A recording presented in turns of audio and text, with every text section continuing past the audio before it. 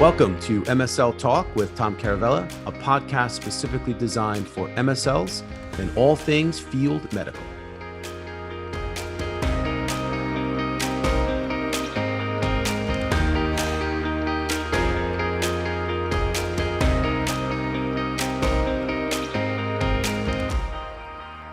Hey guys, welcome to the podcast. My guest today is Andrea Johnson. She's National Director of MSLs.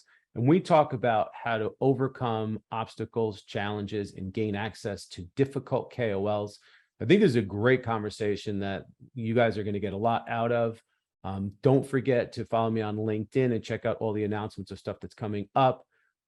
Also, check us out on YouTube. We have all of our videos go up on YouTube. So just type in MSL Talk and you'll get to our channel. And then participate and check us out on MSL Talk Live, which is the first Tuesday typically of every month at 1:30 p.m. Eastern time. And that's on LinkedIn Live.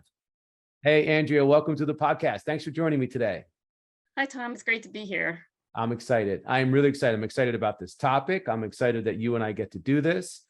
And I'm really appreciative because I've known you a long time, and I think that we're going to share some amazing wisdom with everybody. Before we drop that on them, let's do an intro if you want to tell everybody, who you are and where you're from and all that good stuff.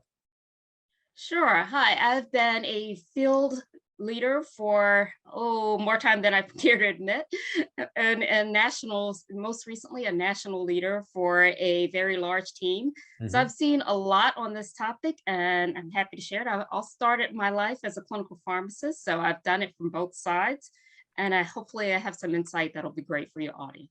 Well, I know you do. And before we get into that, actually, I do have to announce that we have a sponsor for this episode. It's Momentum Events. You guys have heard me talk about these guys before. They're awesome. And they are hosting a conference coming up, and it's called the Medical Affairs Excellence Summit. It's a live event. It's in Philadelphia, October 13th and 14th. So for more details, you can find information online. Go to Momentum Events. Go to my LinkedIn page. You'll see this announcement on there, and there'll be a link.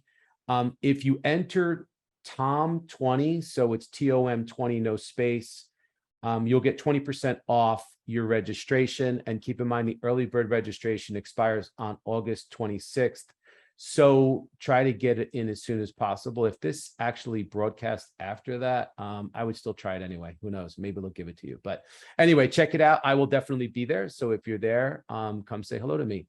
All right. So we're going to talk about difficult KOLs, some stories, and some ways to get around it, maybe even some best practices and some success that you've seen from your MSL. So why don't we just jump right into it? When I bring up this topic, what's the first thing that kind of pops into your mind? That you need to have the opportunity to show your value. That difficult KOLs are difficult because they don't see why they need to see you. They're an expert in their field usually, and they don't see what you're going to tell them that they don't already know. And your job is to create the opportunity to get in front of them and then provide that value right out of the gate so that you have the opportunity to get in front of them again. And the hard part sometimes might be that getting in front of them. So you need to make sure you're prepared. And that's where we come into, I know we talked about it when we were talking about this topic, the importance of pre-call planning. And I know everybody kind of shies away from that. It's like, that's so salesy. I'm not a salesperson, but everybody needs to be prepared. When I first got into industry, I started off as a sales rep. So I really appreciate the skill set that I learned there, that you never walk in cold. You have what you're going to say and be prepared to say it so that you can get in there again. Because if you walk in and you're fumbling around and you don't quite know what you're going to say because you didn't expect to get through the door, it's always difficult to get in again. It's like, hey, you wasted 10 minutes of my life. And depending on which disease state you're representing, I've done neuroscience where the psychiatrist might be a little bit more patient, as well as interventional cardiology, where they have zero patients. Yeah. They are very much, their career is, I need to get in, save a life, move on, save the next one. And so if you spend 10 minutes, that's a patient they could have been seeing. So You need to make sure that you're ready. Well, let me ask you this. Let's jump into that piece of it, because I do think that the pre-call planning piece can be a huge help in overcoming the challenges and dealing with difficult KOLs. So can you tell me a little bit about what you have seen effective with your MSLs and how they go about that? So how much time do they spend preparing? How much in advance? What does that whole thing look like? One, know the person that you're planning on seeing. So if you know you're going to go and see Dr. Smith, know a little bit about his work. So maybe if you happen to see him passing in the hallway, you can say, "Oh, I saw your recent article on XYZ, and I thought it was really good. You provided some great insight on whatever it is." That way, you're not just saying, "I saw your article." You're showing that you actually read it and that you got some value from it. And that way they may say, hey, this person might actually have something to say because they not only just saw it, but they read it and they have an opinion about what they read. So maybe they're worth having a discussion with. Always be prepared for who you might meet in the hallway. Most of the time, they don't work in a silo. There is a hallway. Since COVID, we don't have those same opportunities of just going knocking on doors, but it's still always great if you know that there's a possibility that you're going to see someone to be prepared to have a meaningful conversation with them. Got you. So do your homework on obviously the folks that you're meeting with, your KOLs, get details together, put that, have nuggets of information that you can talk about and share and bring up. Show a connection, see if you could find some kind of similarities, connections. Maybe you went to the same school, maybe not. Maybe there's just that connection scientifically that you can draw from. What else is this? Because a lot of people say to me, well, I'm so busy and it's hard for me to find time to do pre-call planning. Is this the type of thing where does it take hours, or would you say that people are overthinking the amount of time that they need to spend preparing for KOL meetings? I find newer MSLs tend to overthink it. It's not something that you need to spend all day and read everything that the person has ever written. If you see the most recent article and come up with a way on how it's relevant to the information that you would like to present, and then you're ready. And the other side is don't data dump. Everybody kind of thinks that my job is to go in and say everything that my company wants to have said. And it's really not about that. The beauty of this job of being a medical science liaison is the liaison part, that you're not only there to represent your company to them, but them to your company. So you want to make sure that you show value both ways, that you do provide the scientific information for the company and answer the questions, but also that you show a genuine interest in them, who they are as a person, what their what their career is, what are they doing, and what do they hope to accomplish. Because sometimes you may have somebody that's on your list and they're listed as he's a top KME for this disease state. And when you go to speak to them, you find that was about 10 years ago. I was interested in that. I moved on. I no longer care about depression. I'm now really focused on schizophrenia and its causes. What's the root cause of it? And it's like, oh, do I continue this conversation? What do I do with this? Right. And what you do with that is still have a conversation because they're going to be at the meetings. You're going to wind up talking to them. You're going to see them. And while that might not be their primary focus, they still have some vested interest usually. So it's like, hey, I know this might not be your area of focus, but I just wanted to let you know about a new innovation that's coming. Because sometimes maybe they've drifted away from what they were doing because there's been nothing new. There's been nothing new. They've gotten bored and they've moved on to the disease state that has a little bit more nuance and something new to discover and offer to their patients. If you say, I've got something new, that might be a moment for them to say, there's a new tool I can offer to my patients. Or if it's academia that I'm teaching to my students, I don't want to be the guy that's behind and didn't know this was happening. So always be prepared to have that quick conversation to grab their interest as well as being of value to them. Right. And the key to all of that to get in front of them is being persistent. You can't just email and expect people to see it. Half the times, yes, like how much spam do you get in your email every day? Do you open everything that you get? Do you open every sales email that you get? Do you open every offer? No. So you need to find ways that how do you consistently and be persistent about trying to get that time. Go to meetings that you know they're going to attend or they're likely to attend. grand rounds when they're open. Make sure that you're there so that you become a familiar face. Eventually, you get to know their peers and you get to know other people, and somebody may go make that introduction. Sometimes it happens quickly. Sometimes you just have to be patient. I had a KOL that I was trying to, when I was in MSL, that I had spent so much time trying to get in front of. And I was like, wow, I'm never going to get in front of this guy. And after about 6 months of persistently going in, knocking on the door, meeting with the secretary, asking, finally, he says, okay, you must really have something to say. Come in, let's have a chat. And from there, we really developed a great relationship. I still talk to him to this day, where he was like, oh, how's it going? How you doing? He's like, he's retired now, but at the time, he's like, this is what I need you to do. It's like, I'll see you, but I need you to provide value. I want to see everything ever published on schizophrenia. I just need you to bring me like a list. I was like, everything? And he's like, yes, everything. So what you go into Viva, you put that in. I got lots of red flags. It's like, what do you mean? It's like, I had to explain because I took the time to get to know him in those conversations. He's like, I'm a speed reader. So when I say I want everything, I want everything. I'm going to sit there, I'm going to read it, and I'm going to process it. And so when I tell you to bring me all the articles, I want all the articles. And it was like weekly. He wanted me to send him a link for all of them, and then we'd meet like once a month to talk about it. So it was just a matter of knowing what he wanted. He said, don't come to me about advisory boards unless they're on XYZ. Don't put this in front of me. Don't put that in front of me. These are the things I want.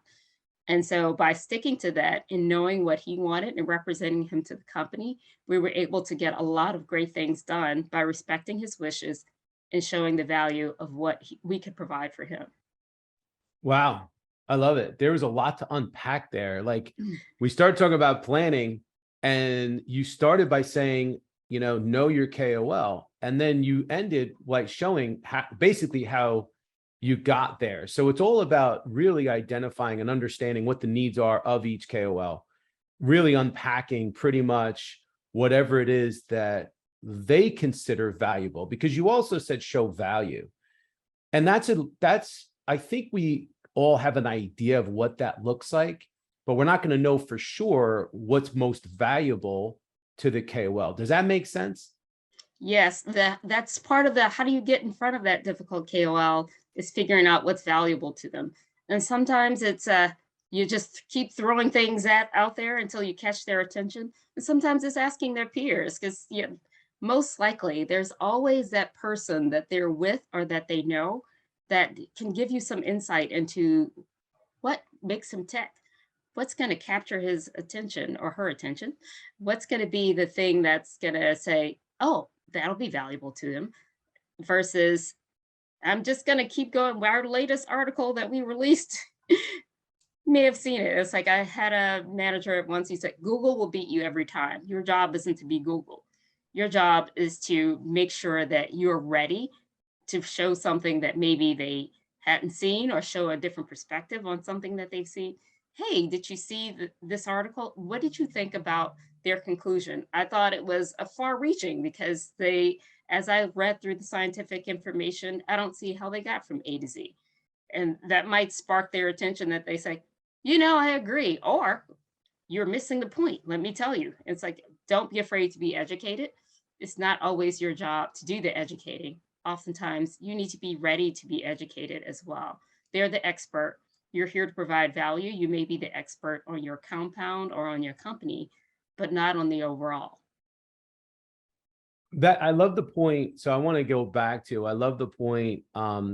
We're getting back into how to try to control the controllables and deal with these difficult KOLs and position yourself properly. And you brought up something that I think is really, really amazing. And that is to maybe just ask other people. You had mentioned that find out what makes them tick. And sometimes it's asking somebody on the staff, or maybe if you have the ability to create other relationships with, folks that work within the facility, work on that KOL staff, or maybe there's somebody internally, so maybe your commercial counterpart has some of the answers to the test and can say, hey, this is what this person really likes. This is of interest to he or she. This is what gets them excited. Talk about this. Don't talk about that. So I didn't want that to get lost, because there was a lot of good information that you just shared there. I didn't want that to get lost, because I really think that that's a way where, instead of us trying to figure out what it is that we need to do, what we need to present, and guess, sometimes it's better to just ask those that might be in a position where they may have some experience.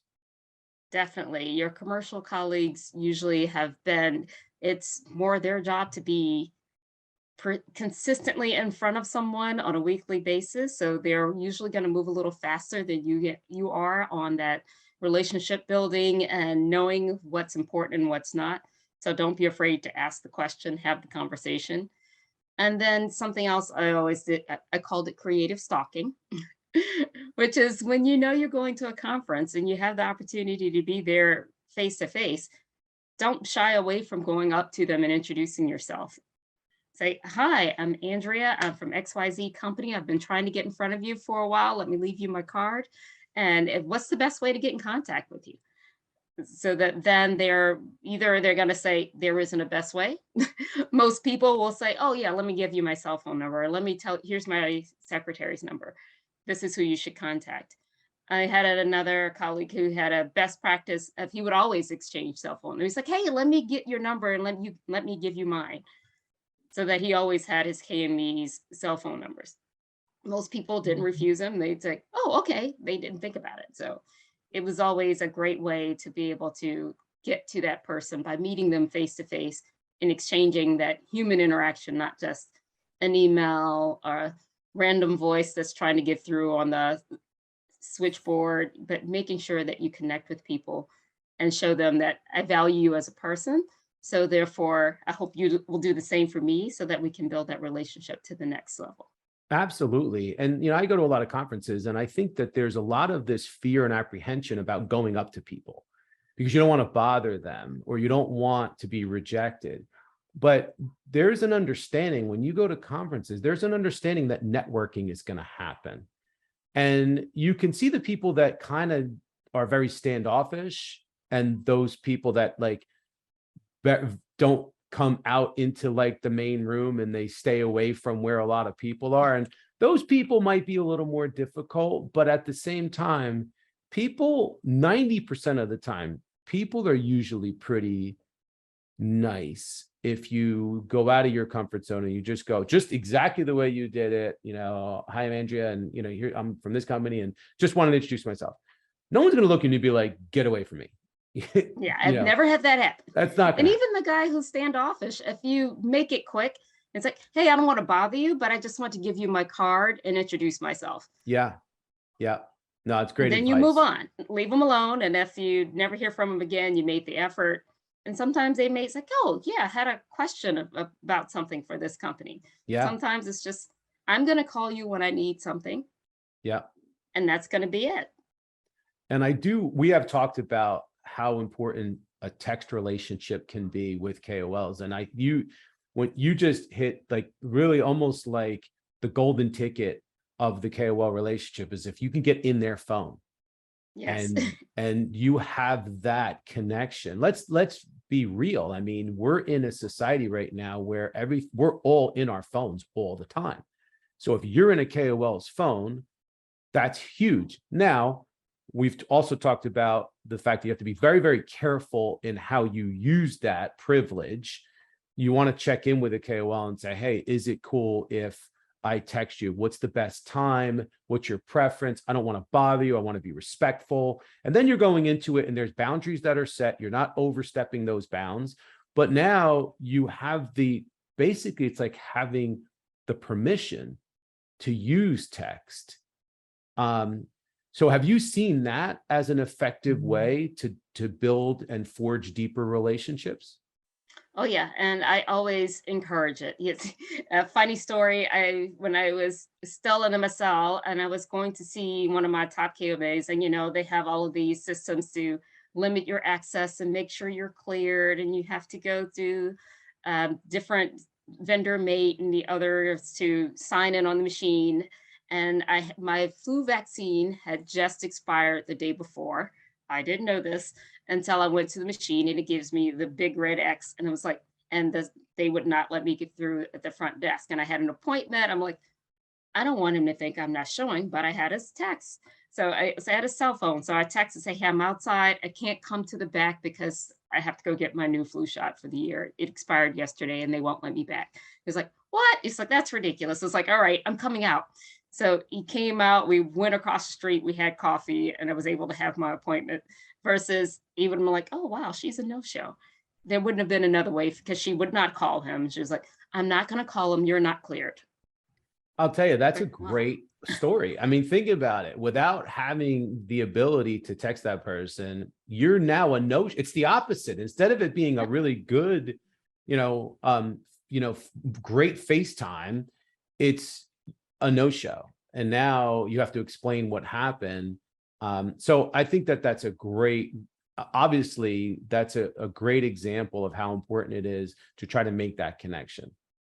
What happens when, now let's get back into this difficult KOL scenario where you are doing everything that you kind of think you need to, you're trying everything, and it's just not working. Or what happens if something goes south and you're trying to turn a KOL around? Do you have any good best practices that you've seen work in those scenarios?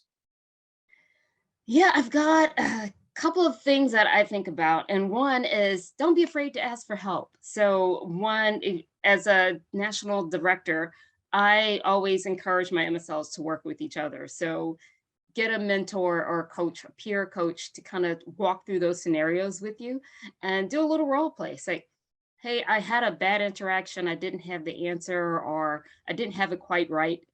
This is when I get in next time, I want to make sure that I correct it.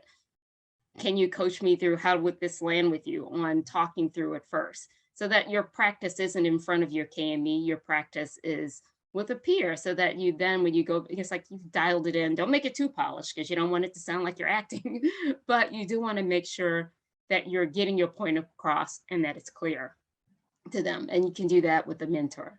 And it's also when you've done everything that you think you can or should do to be able to get in front of them, and you're still not that peer mentor can say, hey, this is something different that I've tried. Because we don't all have all the answers. So don't be afraid to ask for help. And I always try to build a team culture and environment that everyone feels like they're a part of a team and not that they're in competition with each other. Because sometimes you can get that, I call it a toxic environment where everybody's out for themselves and no one's willing to help with each other. And I haven't come across that too many times, but it does exist in some pockets. So you want to make sure that if you're a part of a team that's like that, be the change so that you can have that peer-to-peer relationship and say, how do we talk through this? How do we get to someone that we have been able to get? How do I do my creative stalking of, I need to go to the same meetings. I need to find out what meetings they're at so that I can make sure that I go to their talk so that I can get that time to be face-to-face. If you want to get real creative, take some pages out of the sales book. Where did they park? Yeah. It's like, I know you leave for lunch. Let me see. Yeah. Yeah. That's that. What did you say? The stalker, the creative stalker. creative stalker. That's creative stalking right there. Yeah. Be where they're gonna be. If you know they have lunch in the cafeteria all the time, be in the cafeteria. Yeah, show up. And I do love the idea of asking for help. I think that a lot of times people try to figure things out on their own. And especially when you're field-based, you become independent, you become kind of siloed. And I think by asking for help, a lot of things happen. Number one, sometimes you're too close to the forest to see the trees. Yes. You need to have someone else's eyes looking at your scenario to say, oh yeah, you know what? That happened to me and here's what helped me. Or that happened to so-and-so, why don't you give them a call? But the other thing it does is, to your point, it really helps build the culture, the team culture, where everyone's helping each other, everyone's learning from each other, and everybody wins. Instead of everybody just literally, being in a silo, trying to figure out everything on their own. So I think that's tremendous advice. Yeah, it's always better when you work with the team. Yeah. And probably the biggest challenge that I had was a KME that, unfortunately, and that's just when I was in sales. And yes, I was a little bit more aggressive as a salesperson. And I insulted him by saying that he liked the other company better than ours. Mm. Yes, yes, I know, bad, bad. So then he refused to talk to me. He was like, I'm not going to speak to you. I'm not going to see you. The end. But luckily, it was still a very open hospital. So then I walked in and I was like, are we speaking yet? Are we speaking yet? Are we speaking yet? And he was like, are you going to come by every week and ask me if we're speaking? I said, yes. And he's like, all right, fine. I'll talk to you. And he's like, why do you want to? It's like, my job is to talk to you. So if I'm not talking to you, I'm not doing my job. And he's like, okay, but it's not my job to talk to you. I was like, I appreciate that. I understand. But Yeah. if you could just let me tell you these three things. He's like, fine, say your three things. It's like, okay. And we rebuilt to the point where he was like, all right, fine, come on. It became like the running joke of it's like, oh yeah, they're frenemies right now. So, Yeah. but he was Well, going by all the time and just kind of say, put my head in my hands and say, sorry, are we on good terms yet? It's like, I know that I was the person in the wrong. And let me say that I still see value in speaking to you. And I'm gonna just keep asking until you are willing to speak to me again. it's funny.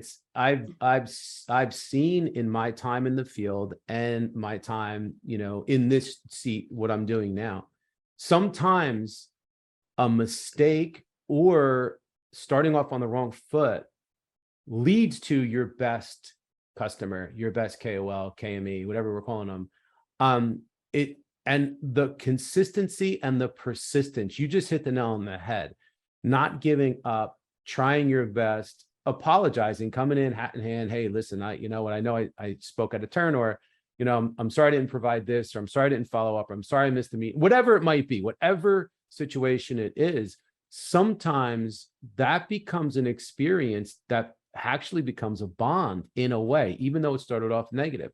I had a situation, and I'll make this a really short story, but years and years ago when I was a rep, I walk into an office, and back then I worked for a nutritional company, and Mhm. I came in and just dropped off samples like I normally did, had a great relationship with the staff. Well, I literally was wrong place, wrong time. The doctor came out, he saw my samples there. He started flipping out, yelling at everyone, me, yelling at the staff. Why is this here? It shouldn't be here. I don't want stuff cluttering up the, whatever, and kicked me out of the office. Wow. And I'll never forget it. I literally left that office with my tail between my legs. I was like, oh my God, I stink at this. This was like really early in my career. So long story short, the office manager comes out to my car, finds me and says, listen, I just want to let you know, it's not you. Told me that the doctor, his wife, had twins and one of the babies died. And the Oh, other was in intensive care and was struggling. And he just is obviously, totally stressed yeah. and was looking to take his frustrations out. So it just so happened that I worked for a company that sold baby formula. And the baby Oh, formula that this infant was on, which was really, really expensive, we made. So I told her, I said, listen, I apologize, please, whatever I can do. Long story short, I wound up bringing formula to the office. And after all was said and done, it wasn't right away, but after all was said and done, she called me and said, the doctor wants to have a meeting with you. And we sat down, and he said, I want to apologize. I took, my situation out on you. I really apologize. You're a good guy. Everybody speaks so highly of you. I can't thank you enough for the form. And this guy became my best doctor, like ever, best relationship ever. Sometimes we don't realize that people are treating us a certain way just because of something that's going on in their life. We're just a victim of circumstance, has nothing to do with something we may have done. So I know that's kind of a long story. I'm rambling here, but I think it just shows you that there are difficult KOLs that go into different buckets. Some of it has nothing to do with us or what we might have done. yeah. And to your point, the key is they're human. It's Yeah. like, remember the humanity factor is. Totally. that you treat people the way that you'd want to be treated if the situation was reversed. It's like I started my career as a clinical pharmacist and I had people coming in, and the people that I would more likely meet and talk to are the ones that came in and said, "Hey, how you doing? What's going on today? Is this a good day to meet? I know you guys may have a lot of meetings going on." They were considerate of my time. They were considerate of me as a person and what I may have had going on. Didn't assume that I had nothing to do but talk to everybody that came in. And the ones that I ran from literally were the ones that just, "Hey, I want to tell you about A, B, C, D, E, F, G." It's like, okay, but did you even stop to see if I care about any of those? Maybe I only care about A and D. Yeah. It's like, ask the questions so that what you're telling me is relevant to me. I literally had people that I worked at the VA system, and I'd have the security guard say, "If this person comes in, call me on my cell phone. If this person comes in, I'm not here." Wow.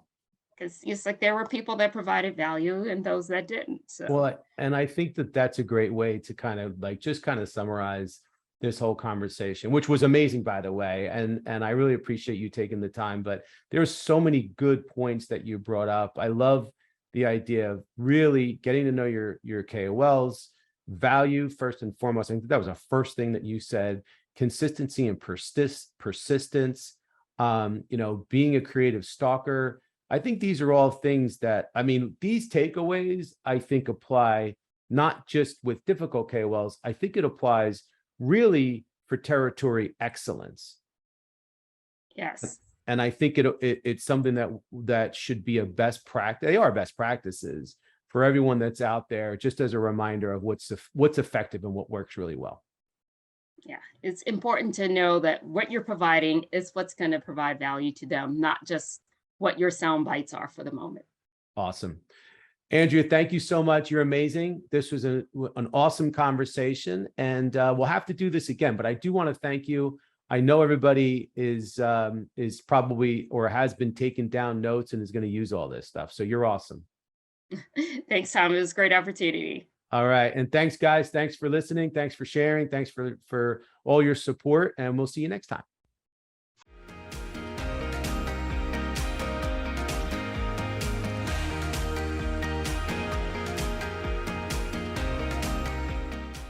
Thank you so much for listening to the show. If you've enjoyed it, please subscribe so that you don't miss episodes in the future, and feel free to leave a rating or a review or a comment. Thanks again, and I look forward to seeing you again soon.